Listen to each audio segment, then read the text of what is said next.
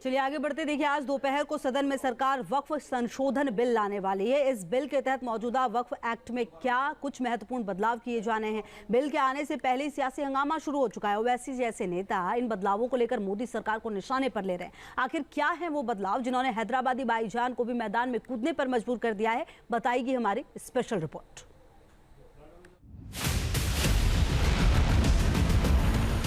मोदी हुकूमत वक्फ बोर्ड की ऑटोनॉमी को छीनना चाहती है। हम चाहते हैं अमेंडमेंट की सख्त जरूरत है क्योंकि दरगाहें सबसे बड़ी विक्टिम है। कुछ इस तरह सियासी हलकों में वक्फ संशोधन बिल पर तलवारें खिंची हुई हैं। वर्तमान वक्फ एक्ट में बदलाव को कोई जरूरी बता रहा है तो कोई बेवजह की दखल। आखिर वक्फ एक्ट में सरकार क्या बदलना चाहती है जिसको लेकर इतना सियासी बवाल है, ये समझना जरूरी है। वक्फ से जुड़ी मोदी सरकार की इस पहल को नाम दिया गया है वक्फ संशोधन बिल 2024, जिसके तहत वक्फ एक्ट 1995 में बदलाव प्रस्तावित किए गए हैं। बिल में कुल 40 संशोधन शामिल किए गए हैं, जिसमें एक बड़ा बदलाव है संपत्ति को लेकर वक्फ की अथॉरिटी से जुड़ा हुआ। वक्फ एक्ट 1995 का सेक्शन 40 कहता है कि वक्फ बोर्ड के पास ये अधिकार है कि वो तय करे कि संपत्ति वक्फ की है या नहीं, लेकिन संशोधन के मुताबिक अब डिस्ट्रिक्ट कलेक्टर के पास ये तय करने का अधिकार होगा कि संपत्ति पर वक्फ बोर्ड का हक बनता है या नहीं। अब तक वक्फ बोर्ड के पदाधिकारियों में मुस्लिम महिला पदाधिकारी शामिल करने का चलन नहीं था, लेकिन नए संशोधन के बाद मुस्लिम महिलाएं भी वक्फ बोर्ड का सदस्य बन सकेंगी। ये वो अहम संशोधन है जिन्हें नए बिल में शामिल किया जाना है। नए बिल के मुताबिक वक्फ संपत्ति का पंजीकरण एक केंद्रीय पोर्टल और डाटाबेस के माध्यम से होगा। इसके अलावा किसी भी संपत्ति को वक्फ संपत्ति के रूप में दर्ज करने से पहले सभी संबंधितों को उचित नोटिस के साथ राजस्व कानून के अनुसार प्रक्रिया का पालन करना होगा। वक्फ एक्ट 1995 के तहत वक्फ के पास ये अधिकार था कि वो वेरिफिकेशन के बिना वक्फ उस संपत्ति पर मालिकाना हक जता सकता है, लेकिन संशोधन के तहत वक्फ की संपत्ति का वेरिफिकेशन अनिवार्य किया जाएगा। साथ ही जिन संपत्तियों पर निजी पक्षों ने दावा किया है उनका वेरिफिकेशन भी अनिवार्य होगा, यानी वक्फ को साबित करना होगा कि इन संपत्तियों को वाकिफ ने कागजी प्रक्रिया के तहत वक्फ बोर्ड को सौंपा है। नए बिल में वक्फ की ऐसी संपत्तियों को भी लेकर संशोधन का प्रस्ताव है जिनके मालिकाना हक को लेकर सरकार और वक्फ के बीच विवाद है या हो सकता है। इसका अधिकार भी कलेक्टर के पास ही होगा। अगर कलेक्टर अपनी जांच में संपत्ति से जुड़ी कोई अनियमितता पाता है तो वो राज्य सरकार को रिपोर्ट भेज सकता है और फिर किसी भी किस्म के विवाद का निपटारा अदालत में किया जा सकता है। राजधानी दिल्ली में भी कई ऐसी संपत्तियां चिन्हित की गई हैं जिन्हें लेकर मामला अदालत तक पहुंचा है।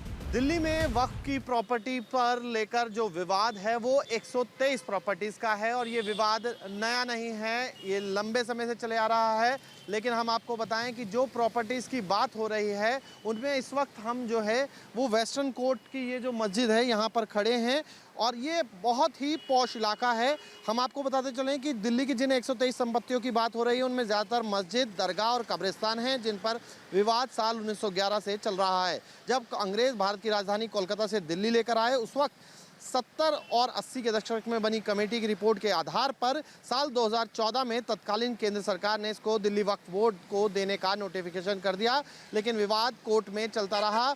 आज भी ये विवाद दिल्ली हाई कोर्ट में लंबित है।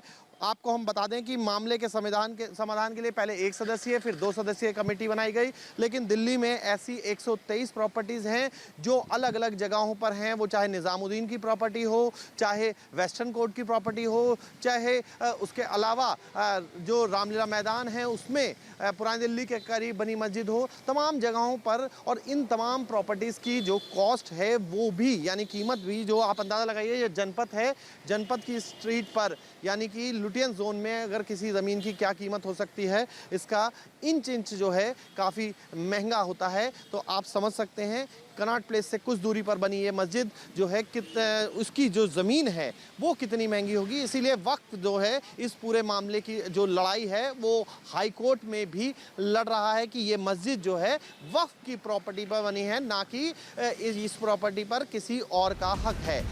अगर देश भर की बात की जाए तो संपत्ति का मालिक होने के मामले में वक्फ बोर्ड तीसरा सबसे बड़ा पक्ष है। पहले नंबर पर है रक्षा मंत्रालय जिसके पास 19.95 लाख एकड़ जमीन है। भारतीय रेलवे के पास 11.78 लाख एकड़ जमीन का मालिकाना हक है। हालांकि रेलवे की तकरीबन 22 लाख एकड़ जमीन पर अवैध कब्जा भी है। वहीं वक्फ बोर्ड के पास 9.40 लाख एकड़ जमीन है। इतनी बड़ी जमीन का मालिकाना हक अगर किसी संस्था के पास है तो उसका डाटाबेस और प्रॉपर्टी वेरिफिकेशन होना चाहिए। यही है उस पक्ष की मांग जो संशोधन का समर्थन कर रहा है।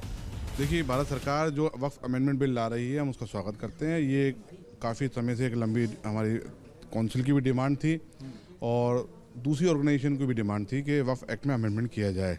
मौजूदा वक्फ एक्ट में कई कमियां हैं, हमें लगती हैं ऐसे कई कमियां, और हम लोग जो दरगाहें हैं वो सबसे बड़े विक्टिम हैं इसके। वक्फ एक्ट में संशोधन के सिरे लाए गए बिल में मुस्लिम समुदाय के दूसरे पंथों को लेकर भी अहम जिक्र किया गया है। बिल में साफ कहा गया है कि वक्फ बोर्ड में मुस्लिम समुदाय के बीच शिया, सुन्नी और अन्य पिछड़ा वर्गों का प्रतिनिधित्व होगा। इसके अलावा बोहरा और आगा खानियों के लिए अलग औकाफा बोर्ड की स्थापना की जाएगी। ये वो बदलाव हैं जिन्हें मोदी सरकार वक्फ बोर्ड की कार्य प्रणाली को बेहतर बनाने और वक्फ संपत्तियों की पारदर्शिता स्थापित करने के लिए जरूरी बता रही है। लेकिन चूंकि मामला मुस्लिम समुदाय से जुड़ा हुआ है, इसी वजह से विपक्षी दल और उनके नेता नए संशोधन का विरोध कर रहे हैं। दिल्ली से विकास चंद्रा के साथ Mohit Bakshi, News Nation. News Nation अब व्हाट्सएप पर खबरों के ताजा अपडेट के लिए न्यूज नेशन के इस QR कोड को स्कैन करें। न्यूज नेशन अब व्हाट्सएप पर खबरों के ताजा अपडेट के लिए न्यूज नेशन के इस QR कोड को स्कैन करें।